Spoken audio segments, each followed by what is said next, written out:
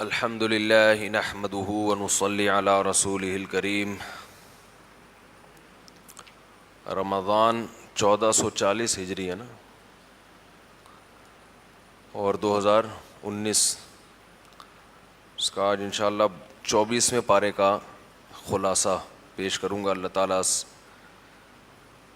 سمجھنے کی عمل کی توفیق عطا فرمائے۔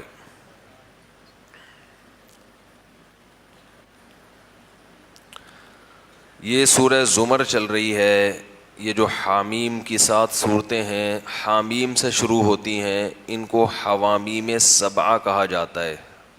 یعنی 7 صورتیں ہیں جو سب کی سب حامیم سے شروع ہوتی ہیں، تو ان میں توحید کا مضمون بہت زیادہ بیان ہوا ہے۔ وَلَئِن سَأَلْتَهُم مَّنْ خَلَقَ السَّمَاوَاتِ وَالْأَرْضَ لَيَقُولُنَّ اللَّهُ، اگر آپ ان سے پوچھیں کہ آسمانوں اور زمین کو کس نے پیدا کیا تو یہ کہیں گے اللہ نے۔ تو سارے مشرک مانتے ہیں کہ پیدا کرنے والا ایک ہی ہے۔ قُلْ أَفَرَأَيْتُم مَّا تَدْعُونَ مِن دُونِ اللَّهِ إِنْ أَرَادَنِيَ اللَّهُ بِضُرٍّ هَلْ هُنَّ كَاشِفَاتُ ضُرِّي، فرمایا کہ تم اللہ کے سوا جن کو پکارتے ہو، اگر اللہ مجھے نقصان پہنچانا چاہے تو وہ نقصان سے بچا نہیں سکتے، اور اللہ فائدہ پہنچانا چاہے تو وہ فائدے سے روک نہیں سکتے۔ اللہ یتوفی الانفس حین موتها، یہ بھی اہم آیت ہے اس میں، کہ اللہ کی قدرت ہے کہ اللہ تعالیٰ جب تم مرتے ہو تو تمہاری روحوں کو قبض کر لیتا ہے، اور فَيُمْسِكُ الَّتِي قَضَىٰ عَلَيْهَا الْمَوْتِ، جس کو مارنے کا ارادہ ہوتا ہے اس کی روح روک لیتا ہے، اور جس کو دوبارہ جگانا ہوتا ہے تو روح واپس بھیج دیتا ہے۔ تو موت جو ہے، یہ جو نیند ہے، یہ بھی موت کے مشابہ چیز ہے، اور اس سے برزخ کو سمجھنے میں بڑی مدد ملتی ہے۔ مشرک کی اللہ نے ایک حالت بیان کی ہے، وَإِذَا ذُكِرَ اللَّهُ وَحْدَهُ اشْمَأَزَّتْ قُلُوبُ الَّذِينَ لَا يُؤْمِنُونَ بِالْآخِرَةِ، کہ جب اللہ کا ذکر کیا جاتا ہے نا، اکیلے اللہ کا، تو ان کے دل تنگ ہوتے ہیں کہ صرف اللہ کیوں؟ آپ کہیں صرف اللہ ہی ہے جو مختار کل ہے، اللہ ہی ہے جو مشکل کشا ہے، اللہ ہی ہے جو عالم الغیب ہے، اللہ ہے جو علی کل شیء قدیر ہے۔ تو اگر ہر وقت اللہ کی کبریائی اور اللہ کی توحید بیان کی جائے تو مشرک کا دل کیا ہوتا ہے؟ تنگ۔ وَإِذَا ذُكِرَ الَّذِينَ مِن دُونِهِ، ہاں اللہ کے علاوہ دوسروں کا بھی تذکرہ شروع کر دیں کہ وہ بھی مختار کل ہیں، وہ بھی مشکل کشا ہیں، وہ بھی حاجت روا ہیں، اِذَا هُمْ يَسْتَبْشِرُونَ، یہ خوشیاں منانے لگتے ہیں، خوش ہو جاتے ہیں کہ واہ بھائی واہ۔ تو اللہ کہتے ہیں یہ ناانصافی ہے کہ صرف اکیلا اللہ جو تنہا ہے وہ تمہیں پسند نہیں ہے، اس کے ساتھ دوسروں کو ایڈ کر دو تو تم خوش ہو جاتے ہو۔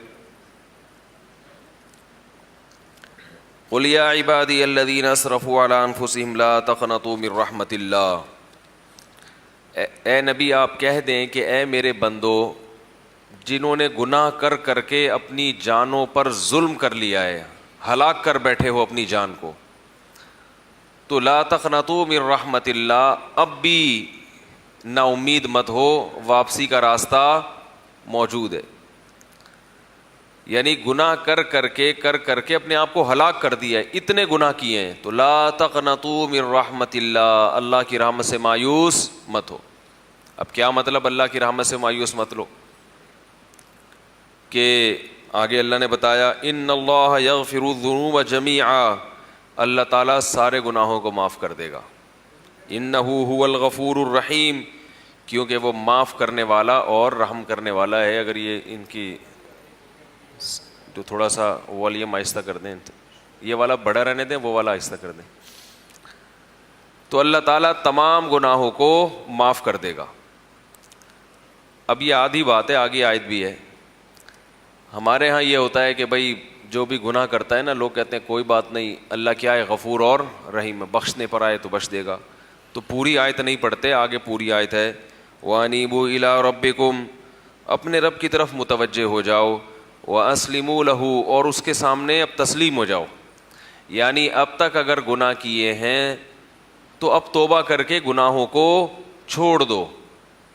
تو یہ جو غفور الرحیم کا مطلب لیا جاتا ہے کہ گناہ بھی کرتے رہو اور اللہ معاف کرنے والا ہے، یہ فلسفہ ہمیں شریعت نے نہیں بتایا. سمجھ رہے ہیں؟ اللہ غفور الرحیم کا مطلب یہ ہے کہ گناہ کر کر کے تم نے گناہوں کے انبار لگا دیے تو اب مایوس مت ہو. یہ نہ سمجھو کہ اب توبہ کروں گا تو توبہ قبول نہیں ہوگی. توبہ قبول ہو جائے گی, اب چھوڑ دو گناہوں کو. سمجھ میں آ رہی ہے بات کہ نہیں آ رہی بھائی؟ اب چھوڑ دو, تو چھوڑنا پڑے گا. چھوڑے بغیر اللہ کی رحمت کی امیدیں لگانا یہ ہمیں نبی صلی اللہ علیہ وسلم نے نہیں سکھایا, کیونکہ اللہ نے فرمایا قل لعبادی انی انا الغفور الرحیم وان عذابی هو العذاب العلیم. میرے بندوں سے کہہ دیں میں غفور الرحیم بھی ہوں لیکن میرا عذاب دردناک بھی ہے. تو دونوں چیزیں اللہ نے بتائی ہیں. تو ایک چیز کو پیش کرنا دوسری کو کھا جانا یہ ہم لوگ کرتے ہیں آج کل, یہ اچھا کام بولنے بھائی نہیں ہے. تو توبہ کریں. پھر اللہ نے بتایا واتبعوا احسن ما انزل الیکم من ربکم, جو اللہ نے تم پر قرآن نازل کیا ہے اس کی اتباع شروع کر دو. یہ گنہگار کو خطاب ہو رہا ہے کہ اب درست ہو جاؤ, اب صحیح ہو جاؤ. من قبل ان یاتیکم العذاب بغتۃ, اس سے پہلے کہ اچانک تم پر عذاب آ جائے. اب دیکھو اللہ تعالیٰ اگر کہتے نا کہ اللہ سب گناہوں کو معاف کر دے گا تو پھر اللہ یہ دھمکی دیتے کہ اس سے پہلے کہ عذاب آ جائے گناہوں کو چھوڑ دے, یہ دھمکی دیتے؟ اللہ کہتے میں تو غفور رحیم ہوں, عذاب تو آئے گا ہی نہیں, چھوڑ دو تو اچھا ہے, نہیں چھوڑو تو بھی. کیا خیال ہے بھائی؟ مجھے روزہ لگے تو مجھے تو سمجھ میں آتا ہے, میرے اتنے سارے کام ہیں, تھکا ہوا ہوتا ہوں. آپ کو یہاں بیٹھے بیٹھے پتہ نہیں کیوں روزہ رکھ لیا آپ لوگوں کو, بالکل چہروں سے ایسا لگ رہا ہے کہ بالکل کوئی تازگی نہیں ہے چہروں پہ. جو سننے والے ہیں نا ان کا بولنے والے پر اثر ہوتا ہے. تو تھوڑا سا گردن ہلا لیا کریں, تھوڑا سا یوں کر لیا کریں تاکہ مجھے خوشی ہوگی, تو مجھے پھر بولنے میں آسانی ہوتی ہے. ان تقول نفس یا حسرۃ علی ما فرطت فی جنب اللہ, اللہ فرماتے ہیں جو قرآن نازل کیا اس کے احکام کے پیچھے چلنا شروع کر دو. ایسا نہ ہو کہ موت کا وقت آ جائے اور تم کہنے لگو ہائے افسوس کہ میں نے اللہ کے احکام میں کتنی کوتاہیاں کی ہیں. وَإِن كُنتُ لَمِنَ السَّاخِرِينَ, اور میں نے اللہ کے احکام کو کبھی سنجیدگی سے لیا ہی نہیں. میں یہی کہتا رہا کر لیں گے, توبہ کر لیں گے, توبہ کر لیں گے, آج نہیں کل نہیں پرسوں, یار صحیح ہے بھائی سب, باقی یہ اتنے سارے کیا جہنم میں جائیں گے ہیں؟ وہ بھی تو ہیں, وہ بھی تو دیکھو, وہ بھی تو رشوت لیتا ہے, وہ بھی تو نماز نہیں پڑھتا, تو ہم بھی کر لیں گے. ابھی ایک عمر ہوتی ہے انسان کی, ابھی یہ 20-25 سال کی کچی عمروں میں داڑیاں رکھ لینا, ملا بن جانا, یہ کیا ہے؟ کر لیں گے. تو ایسے ہوتے ہوتے اللہ فرماتے ہیں کہ جب موت کا وقت آئے گا تو یہ کہو, یہ الفاظ ہوں گے تمہارے, یہ جذبات ہوں گے, یا حسرۃ علی ما فرطت فی جنب اللہ, اللہ کے بارے میں کوتاہیاں کرتا رہا اور میں نے کبھی اللہ کے حکام کو سنجیدگی سے نہیں لیا. او تقول لو ان اللہ ہدانی لکنت من المتقین, پھر یوں بھی کہو گے کاش اللہ مجھے ہدایت دے دیتا تو میں سیدھے راستے پر خود بخود چل جاتا. او تقول حین تری العذاب, لیکن جب عذاب اپنی آنکھوں سے دیکھو گے تو پھر کہو گے لو ان لی کرۃن, کاش ایک دفعہ دوبارہ جانے کی مہلت مل جائے, فاکون من المحسنین, تو میں بہت اچھے اعمال کروں گا. ایک ہوتا ہے صالح اور ایک ہوتا ہے محسن. صالح عربی میں کہتے ہیں اچھا عمل کرنے والا, اور محسن کہتے ہیں بہت اچھا عمل کرنے والا. دیکھو جب کوئی اچھا عمل کرتا ہے ہم کہتے ہیں بھائی گڈ, ماشاء اللہ اچھا کیا آپ نے, لیکن کوئی بہت ہی اچھا عمل کر کے آیا ہم کہتے ہیں یار بہت اچھے بھائی. کہتے ہیں کہ نہیں کہتے؟ یار یہ تو بہت اچھے. انگلش میں کہتے ہیں ایکسیلنٹ, اور اردو میں کیا کہتے ہیں بھائی بہت اچھے. تو اللہ فرماتے ہیں کہ موت کے وقت ایسی کنڈیشن ہوگی جب عذاب دیکھو گے, اللہ ہم سب کو محفوظ رکھے, تو یہ کہو گے کہ اے اللہ میں اچھا نہیں بلکہ بہت اچھا عمل کروں گا. تو اللہ فرماتے ہیں بلا قد جات کا آیاتی فکذبت بها واستکبرت وکنت من الکافرین, کیوں نہیں, تجھے تو موقع ملا ہے, کسی کو 50 سال, کسی کو 60 سال, کسی کو 70 سال, میری نشانیاں بھی تیرے پاس آئیں مگر تو انکار کرتا رہا, تکبر کرتا رہا. تو اب کیا, اب کیسے کہہ رہا ہے کہ ایک موقع اور دے دیا جائے. اللہ تعالیٰ نے اس سورہ زمر میں قیامت کی ہولناکیوں کو بھی ذکر کیا, وَنُفِخَ فِي الصُّورِ سور میں پھونکا جائے گا، فَصَعِقَ مَن فِي السَّمَاوَاتِ وَمَن فِي الْأَرْضِ جو بھی آسمانوں اور زمین میں ہے سب بے ہوش ہو جائیں گے۔ جب پہلا سور پھونکا جائے گا نا قیامت کا، تو جتنی روحیں ہیں جو مر چکے ہیں ان کی روحیں بھی بے ہوش ہو جائیں گی، اور عذاب ثواب سب ختم ہو جائے گا۔ پھر اللہ تعالیٰ حساب و کتاب کے لیے نازل ہوں گے۔ وَسِيقَ الَّذِينَ كَفَرُوا إِلَىٰ جَهَنَّمَ زُمَرًا کافروں کو جہنم کی طرف گروہ کی شکل میں لے جایا جائے گا، یہاں تک کہ جب وہ اس کے قریب آئیں گے دروازے کھول دیے جائیں گے۔ جہنم کے داروغہ کہیں گے الم یاتکم رسل منکم کیا پیغمبر نہیں آئے تھے تمہیں ڈرانے کے لیے اس عذاب سے؟ یتلون علیکم آیات ربکم جو تم پر تمہارے رب کی آیتیں پڑھ پڑھ کے سناتے تھے اور تمہیں اس دن کی ملاقات سے ڈراتے تھے۔ قالوا بلا وہ کہیں گے کیوں نہیں، ولکن حقت کلمۃ العذاب علی الکافرین بس کافروں پر اللہ کا عذاب ثابت ہونا تھا، ہماری عقل ماری گئی تھی۔ قیل ادخلوا ابواب جہنم کہا جائے گا ان جہنم کے دروازوں میں داخل ہو جاؤ۔ فبئس مثوى المتکبرین تکبر کرنے والوں کا بڑا ہی برا ٹھکانہ ہے۔ یہ تکبر ہی تو ہے کہ انسان ہر ایک کی بات سننے کے لیے آمادہ ہو، مگر جو اللہ کی طرف بلا رہا ہو اس کی دعوت سننے کا آپ کے پاس وقت نہ ہو، یعنی ہم سنتے نہیں تھے۔ وسیق الذین اتقوا ربهم الی الجنۃ زمرا اور جو اللہ اپنے رب سے ڈرتے ہیں وہ گروہ در گروہ جنت کی طرف لے جائے جائیں گے۔ جب جنت کے قریب آئیں گے دروازے کھلے ہوئے ہوں گے اور جنت کے داروغہ کہیں گے کہ سلام علیکم سلامتی ہو تم پر، طبتم اچھے رہے تم۔ یہ طبتم کا جملہ بڑا زبردست، طبتم کا مطلب کیا؟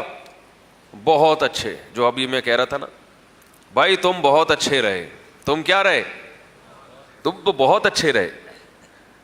فادخلوها خالدین داخل ہو جاؤ اس میں ہمیشہ کے لیے۔ علامہ مناوی رحمہ اللہ تعالی وہ لکھتے ہیں کہ جنت اگر مٹی کی ہوتی، کوئی اس میں حور اور یہی والی عورتیں ہوتی ہیں، اب آپ سمجھتے ہیں کون سی عورتوں کی بات کر رہا ہوں میں، یہی والی عورتیں ہوتی اور یہی مٹی کے گھر ہوتے، جھونپڑیاں ہوتی اور کوئی عیاشی کا سامان نہ ہوتا، بس اتنا بتایا جاتا کہ ہمیشہ رہو گے، تو بھی خوشی سے ہم پاگل ہو جاتے، کیونکہ دنیا میں سب سے بڑا عیب کیا ہے؟ کہ موت ہے۔ تو فرماتے ہیں کہ اگر جنت مٹی کی بنی ہوئی ہوتی، سادہ مٹی کے گھروندے ہوتے اور ایسے مٹی کے برتن ہوتے اور کوئی اتنا وہی لکڑی، پرانے زمانے میں لکڑیوں میں آگ جلا کے کھانا پکاتے، ایسی بھی ہوتی نا تو بھی اس دنیا کے بنگلوں سے کروڑہ گنا بہتر، کیونکہ یہ جہاں کی جتنی عیاشی ہے ختم ہونے والی ہے، تو وہاں تھوڑی بھی ہوتی تو ختم نہ ہوتی، جبکہ اللہ نے وہاں رکھی بھی بہت ہے، مٹی کے نہیں ہے، وہ تو خوبصورت پتھروں کے محلات ہیں جو اللہ نے بنائے ہیں۔ وقالوا الحمد للہ الذی صدقنا وعدہ اور جنتی کہیں گے تمام تعریفی اس اللہ کے لیے ہیں جس نے اپنے وعدے کو سچا کر دکھایا۔ اللہ نے ہم سے وعدے کیے تھے، اس وعدے کو اللہ نے سچا کر دکھایا۔ نتبوأ من الجنۃ وأورثنا الأرض اور ہمیں اس زمین کا وارث بنا دیا۔ نتبوأ من الجنۃ حیث نشاء جنت میں جہاں چاہیں ہم ٹھکانہ بنائیں، کوئی خوف نہیں ہے کہ یہاں بلڈنگ بنی تو کل بلڈوزر پھیر دے گی گورنمنٹ، یہاں کوئی چائنا کٹنگ کا مسئلہ نہیں ہے۔ یہ کیا ہے؟ اللہ نے ہمیں کیا بنا دیا؟ اس کا وارث۔ اللہ فرماتے ہیں فنعم اجر العاملین عمل کرنے والوں کا کیسا اچھا بدلہ ہے۔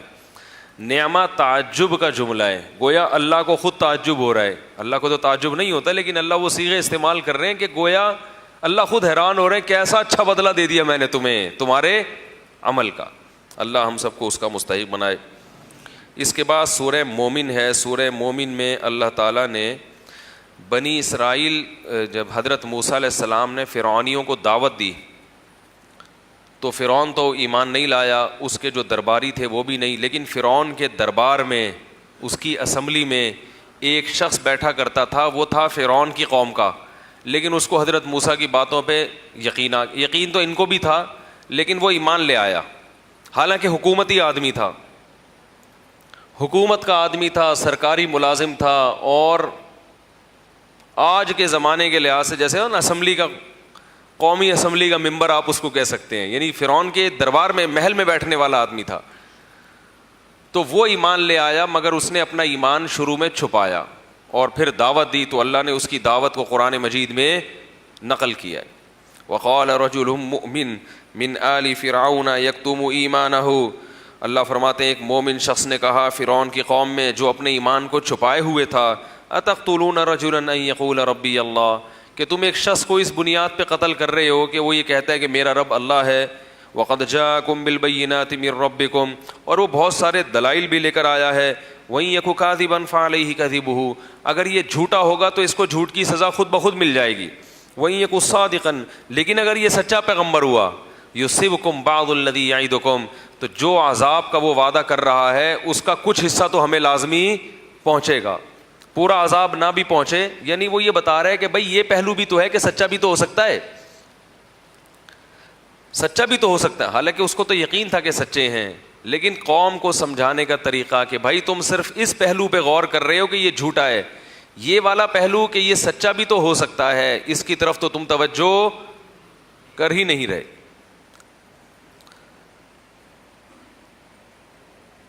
آگے کہنے لگا یا قوم لکم الملک اليوم ظاہرین فی الارض، دیکھو آج اللہ نے ہمیں حکومت دی ہے، ہم زمین پہ غالب ہیں، اگر اللہ کا عذاب آ جائے تو ہمیں کون بچا سکتا ہے. تو یہ پورے مشورے سننے کے بعد فرعون نے مشورہ دیا. اسمبلی میں بل ایسے ہی پاس ہوتے ہیں نا، اسمبلی میں بل ایسے ہی پاس ہوتے ہیں بیٹھ کے، وہ مشورہ دیتا ہے وہ مشورہ دیتا ہے، پھر فرعون جو اسپیکر ہے وہ اپنی تقریر کرتا ہے نا تو فرعون اسپیکر بھی تھا. فرعون نے کہا ما اریکم الا ما ارا، میں تمہیں وہی مشورہ دوں گا جس کو میں صحیح سمجھتا ہوں. وما اہدیکم الا سبیل الرشاد، اور وہ مشورہ بالکل درست ہوگا. دو باتیں کی، ایک تو یہ کہ میں مشورہ وہی دوں گا جس کو میں صحیح سمجھتا ہوں، میں کبھی غلط جس چیز کو سمجھوں تو میں تمہاری بات کو صحیح نہیں سمجھ رہا. اور دوسری بات یہ کہ میرا مشورہ بھی ہمیشہ کیا ہوگا، بالکل ٹو دا پوائنٹ بات ہوگی، بالکل ایکوریٹ ہوگا، اس میں غلطی کا امکان ہے ہی نہیں. وقال الذی آمن، اب جو ایمان لا چکا تھا اس نے کہا فرعون کی بات سننے کے بعد انی اخاف علیکم مثل یوم الاحزاب، کہ بھائی دیکھو ہم سے پہلی امتیں گزر چکی ہیں جو ہلاک ہوئی ہیں پیغمبروں کے انکار کی وجہ سے. تو آپ تو کہہ رہے ہو یہ جھوٹے پیغمبر ہیں، لیکن اگر سچے ہوئے تو ہمارا وہی حشر ہوگا جو پہلے قوموں کا ہوا ہے. مثل داب قوم نوح، قوم نوح تباہ ہو چکی ہے. اس سے پتہ چلتا ہے کہ فرعونی بھی جانتے تھے یہ قوم نوح، قوم عاد اور قوم سمود کے واقعات. قوم نوح تباہ ہوئی ہے، قوم عاد، قوم سمود، اور ان کے بعد جو قومیں آئیں وہ بھی تباہ ہوئی ہیں. وما اللہ یرید ظلما للعباد ویا قوم انی اخاف علیکم یوم التناد یوم تولون مدبرین. پوری تفصیل بتانے کے بعد کہا وَلَقَدْ جَاءَكُمْ يُوسُفُ مِنْ قَبْلُ بِالْبَيِّنَاتِ، دیکھو یوسف بھی آ چکے ہیں دلائل کے ساتھ. مصر میں تھے نا یوسف علیہ السلام، وہ مصر میں ہی تھے نا، تو انہی کی سے بنی اسرائیل سے پھر اللہ نے حکومت چھین لی، پھر فرعون غالب آ گیا. تو یہ لوگ یوسف علیہ السلام کو بھی جانتے تھے، ان کے معجزوں کو بھی جانتے تھے.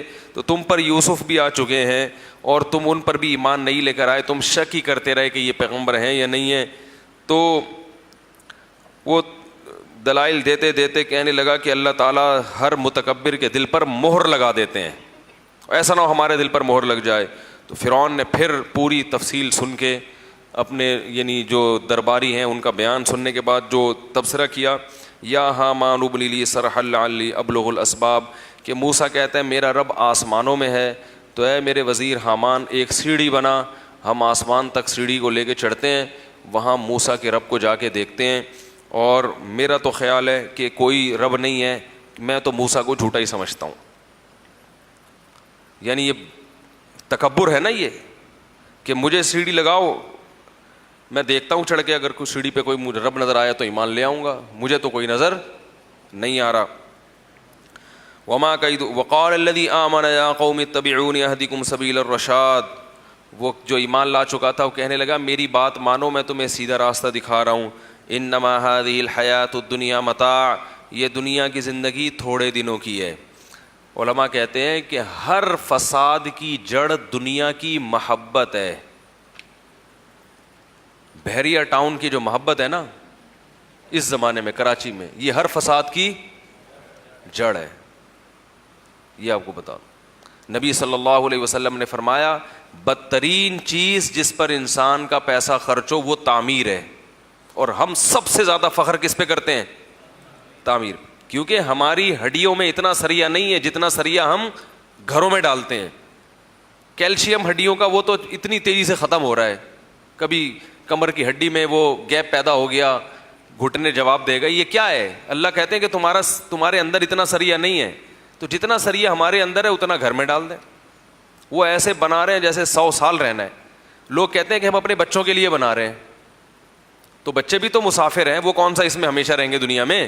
اور بچے جیسے ہی ابا مرتے ہیں وہ گھر بیچ کے, پہلے تو کرائے پر رہتے ہیں اور پھر پیسے جمع کرتے ہیں. ان سے پوچھو تمہاری اتنی تنخواہ نہیں ہے, تم کیوں پیسے جمع کرو؟ کہہ رہے اپنا گھر ہونا چاہیے انسان. تو اپنا گھر تو یار تمہاری, اب تم اپنا گھر بناؤ گے, تم تو 50-60 سال کے ہو چکے ہوگے, تو کہہ رہے ہیں اپنے بچوں کے لیے بنا رہے ہیں. کوئی اپنے لیے نہیں بنا رہا, سب اپنے بچوں کے لیے, اور بچے پھر اپنے بچوں کے لیے بنا رہے ہیں. اس لیے میں بار بار کہتا ہوں, اللہ نے بہت پیسہ دیا ہو تو گھر بناؤ ذاتی. بہت پیسہ اگر دیا ہے اللہ نے, یعنی بہت پیسے کا مطلب خوب اچھا کھاؤ, خوب اچھا پہنو. نبی نے فرمایا تیرا مال وہ ہے جو کھا کے ختم کر دیا, پہن کے پرانا کر دیا, جو استعمال ہو گیا. یہ ایسی چیز ہے جو کیش ہے, اس کا مزہ آپ کو حاصل ہو جاتا ہے. خوب اچھا کھا لیا, خوب اچھا پہن لیا, خوب بہترین سواری رکھ لی, پھر بھی بچوں کو بہت اچھا پڑھا بھی لیا, پھر بھی اگر بہت پیسہ بچ رہا ہے تو آپ ذاتی گھر بھی بنا لیں. سمجھ رہے ہیں؟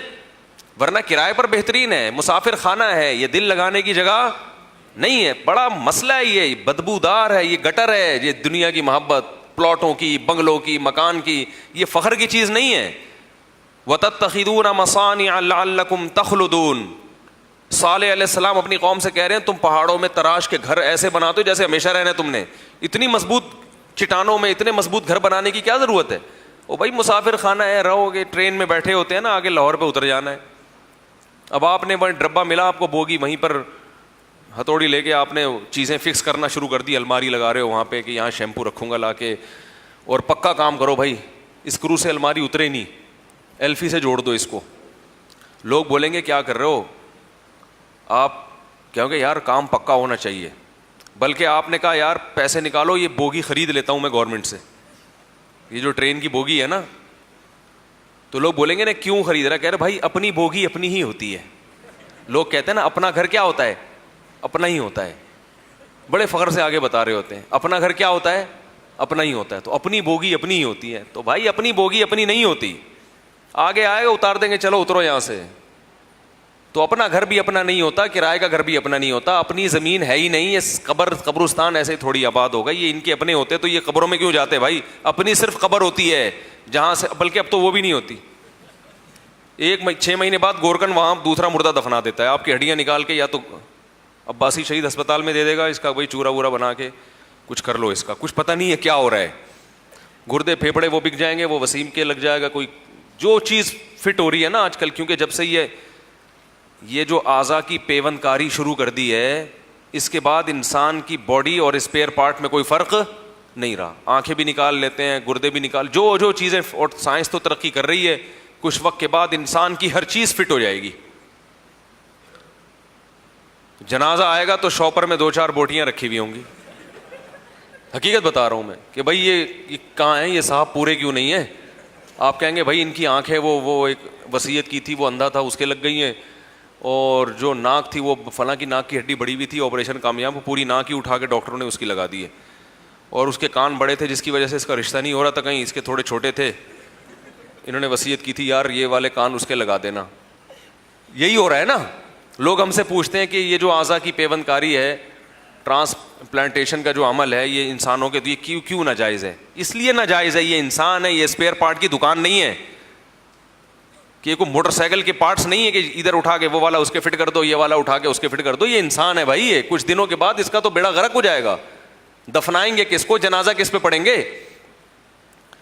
تو انسان کو انسان ہی رہنے دینا چاہیے. یہ وصیتیں نہ کیا کریں کہ میری آنکھیں فلاں کو دے دو, بس جو نابینا ہو گیا اللہ کی. ہاں کوئی بعض صورتوں میں علماء گنجائش دیتے ہیں, پہلے سے کوئی آنکھ کی وہ کرنیاں وغیرہ پڑا ہوا ہو ہاسپٹل میں, اس کی بعض علماء گنجائش, وہ فتویٰ پھر آپ کسی مدرسے سے لیں, ابھی وہ موضوع نہیں ہے. تو کہاں سے کہاں بات چلی گئی, کیا بات کر رہا تھا میں؟ دنیا کی جو محبت ہے یہ بڑی بری چیز ہے. ہر فساد کے پیچھے کیا ہے؟ یہ دنیا ہے, اور یہ بہت بدبودار چیز ہے. تو آپ دیکھیں تمام یہ جو فرعون کی سمجھ میں کیوں نہیں آ رہا, حکومت جائے گی, اگر یہ سوچ لیتا یار یہ تو ویسے بھی جائے گی, ہے, تھوڑی دیر کے لیے سوچ لیتا کہ ویسے کون سا میں نے زندہ رہنا ہے, مجھ سے پہلے کون سا, مر جاؤں گا تو ویسے ہی ختم ہو جائے گی, لیکن مر گیا کمبخت, چھوڑی نہیں. موسیٰ کلیم اللہ کے مقابلے میں آ کے کھڑا ہو گیا اور پوری ہمیشہ کے لیے جہنم کی آگ خرید لی اس نے. اس سے سبق حاصل کرنا چاہیے. ہم میں بھی جو برائیاں ہیں, بہت سی برائیاں تو ہمارا نفس ویسے ہی کرواتا ہے, وہ غریب میں بھی ہوتی ہیں, لیکن زیادہ تر جو فسادات ہیں وہ مال کی محبت اور یہ تصور کہ میں ہمیشہ رہوں گا. اوپر اوپر سے کہتے ہیں کہ میں ہمیشہ نہیں رہوں گا, لیکن دل میں ہوتا یہی ہے کہ میں رہوں گا, کیونکہ اعمال سے ایسا لگ رہا ہوتا ہے کہ اب کیا ہو گیا اگر بحریہ ٹاؤن میں پلاٹ نہیں ہے یا ویسے آپ کے پاس کوئی پراپرٹی نہیں ہے تو کیا ہو گیا, کیوں رو کیوں رہا ہے اس پہ بھائی بیٹھ کے. تو جب دیندار آدمی میں یہ چیزیں دیکھتے ہیں نا کہ یار میں ابھی تک پراپرٹی نہیں, بنائیں, اللہ کی نعمت ہے, ٹینشن نہ لیں, نہیں بنے گی تو بھی کچھ نہیں ہے. تو یہ ٹینشنیں اگر آپ کو ہو رہی ہیں تو اس کا مطلب آپ گناہگار ہیں. آپ کے دل میں یہ جو بت ہے نا, دنیا کے بت, اس کی محبت ہے. تو فرعون کو بھی اس نے یہی کہا کہ انما ہذہ الحیات الدنیا متاع. وہ جو اسمبلی میں بیٹھا ہوا تھا اس نے کہا یہ دنیا کیا ہے, تھوڑے دنوں کا سامان ہے. تو اس کی خاطر ایک اللہ کے پیغمبر سے مقابلہ مت کرو. وَإِنَّ الْآخِرَةَ هِيَ دَارُ الْقَرَارِ, آخرت دار القرار ہے. بڑی ترغیبیں دیں اور پھر آخر میں آ کے کہنے لگا مَا لِي أَدْعُوكُمْ إِلَى النَّجَاةِ, مجھے کیا ہو گیا, میں تمہیں نجات کی دعوت دے رہا ہوں, وَتَدْعُونَنِي إِلَى النَّارِ, اور تم مجھے جہنم کی آگ کی طرف بلا رہے ہو. فَسَتَذْكُرُونَ مَا أَقُولُ لَكُمْ, جو کچھ کہہ رہا ہوں ان قریب تمہیں سمجھ میں آ جائے گا. پھر اس نے اپنے ایمان کو بھی ظاہر کر دیا. اللہ فرماتے ہم نے اس کو بچا لیا. فَوَقَاهُ اللَّهُ سَيِّئَاتِ مَا مَكَرُوا وَحَاقَ بِآلِ فِرْعَوْنَ سُوءُ الْعَذَابِ, فرعون کو بہت بڑے عذاب نے گھیر لیا. وہ عذاب کیا تھا؟ النار, آگ. یعرضون علیہا غدوا وعشیا, جس آگ پر صبح اور شام فرعون کو پیش کیا جاتا ہے. ویوم تقوم الساعہ, اور جس دن قیامت قائم ہوگی, ادخلوا آل فرعون اشد العذاب, کہا جائے گا کہ فرعون کو اس سے بھی سخت عذاب میں لے آؤ. اس سے قبر کا عذاب بھی ثابت ہو گیا کہ اللہ نے آخرت کے عذاب سے پہلے بھی ایک عذاب کا تذکرہ کیا ہے. وہ کیا ہے؟ صبح بھی آگ اور شام کو بھی آگ, اور قیامت جب ہوگی تو پھر مستقل آگ میں داخل کر دیا جائے گا. پھر اللہ فرماتے ہیں وَإِذْ يَتَحَاجُّونَ فِي النَّارِ, اس وقت کو یاد کرو جب یہ جہنم کی آگ میں چیخیں گے, بحث کریں گے. فَيَقُولُ الضُّعَفَاءُ, جو کمزور لوگ تھے وہ کہیں گے بڑوں سے کہ ہم تمہارے تابع تھے, دنیا میں ہم تمہارے پیچھے چلا کرتے تھے, تو آج تم اس عذاب کو ہم سے کم کر دو.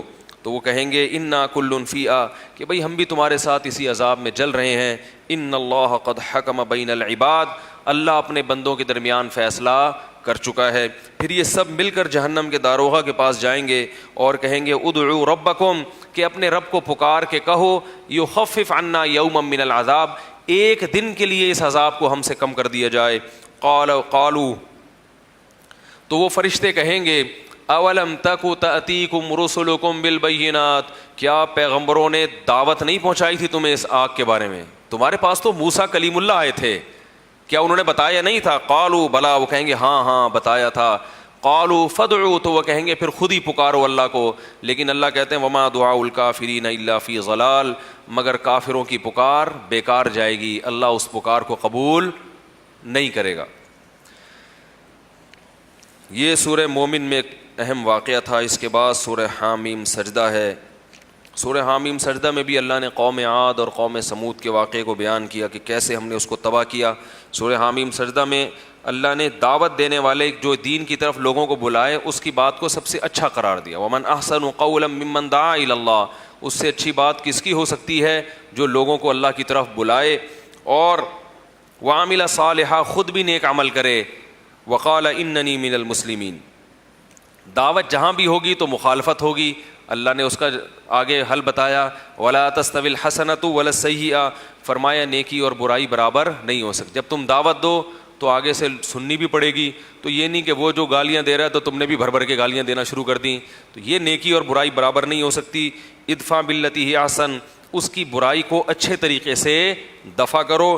فَإِذَا الَّذِي بَيْنَكَ وَبَيْنَهُ عَدَاوَةٌ, اس سے کیا ہوگا کہ تمہارے اور اس کے درمیان جو دشمنی ہے وہ كَأَنَّهُ وَلِيٌّ حَمِيمٌ, وہ جگری دوستی میں بدل جائے گی. تو بڑی اہم آیت ہے یہ کہ جب کسی کو دین کی تبلیغ کی جائے تو پھر لٹھ لے کے سر پہ سوار نہ ہوا جائے. ڈنڈا چلانا, لٹھ چلانا یہ حکومت کا کام ہے, پولیس کا کام ہے. آپ محبت سے سمجھا سکتے ہیں, محبت سے سمجھائیں, اور پھر وہ کڑوی کسیلی بات کرے تو اس کا جواب اخلاق سے دیں. تو اللہ نے خوشخبری دی ہے کہ اس کے دل میں جو تمہاری نفرت ہے وہ نفرت محبت سے تبدیل ہو جائے گی. اللہ تعالیٰ سے دعا ہے کہ اس بارے میں جو کچھ ہم نے سنا اللہ تعالیٰ ہم سب کو عمل کی توفیق عطا فرمائے. ایک اور چھوٹی سی بات ہے, آج انشاءاللہ انڈس ہاسپٹل, آپ نے نام سنا ہوگا, پوری دنیا میں اس معیار کا ہسپتال نہیں ہے. یہ فخر ہے انڈس ہاسپٹل کو, پوری دنیا میں آغا خان ہاسپٹل سے زیادہ اچھا معیاری, اور علاج بالکل فری. بہت بڑا ٹرسٹ ہے اور بہت بہترین ہاسپٹل ہے. اس پر ایک پریزنٹیشن باقاعدہ پیش کرنی چاہیے کہ ہمارے لیے قابل فخر ہے کہ ہمارے ملک میں بھی الحمدللہ ایسے ادارے موجود ہیں. تو یہ حضرات آج آپ کا خون چوسیں گے, سمجھ رہے ہیں؟ تو چونکہ کسی کا خون چوسنا آسان کام نہیں ہے, اور جب بھی اس قسم کا کوئی مشکل کام ہوتا ہے تو اس کے لیے مولاناؤں کی مدد, جب قائد اعظم کو پاکستان بنانا تھا تو انہوں نے مدد کس سے لی تھی؟ علماء سے. لیکن مصیبت یہ ہے کہ ہمارے سیاسی لوگ جو ہے نا, یہ علماء سے مدد تو لیتے ہیں لیکن جب اپنا کام ہو جاتا ہے تو پھر یہ لوگ بھول جاتے ہیں. اب قائد اعظم نے علماء سے مدد لی, علماء نے بھرپور مدد کی, بڑی دوستی تھی قائد اعظم کی علماء سے, اور علماء کو بھی اعتماد تھا. لیکن آج جو لوگ ہیں سیاسی, وہ علماء کی قربانیوں کو ماننے کے لیے تیار نہیں. وہ کہتے ہیں پاکستان علماء نے تھوڑی بنایا, تو سیکولر لوگوں نے بنائے. تو آپ لوگوں کا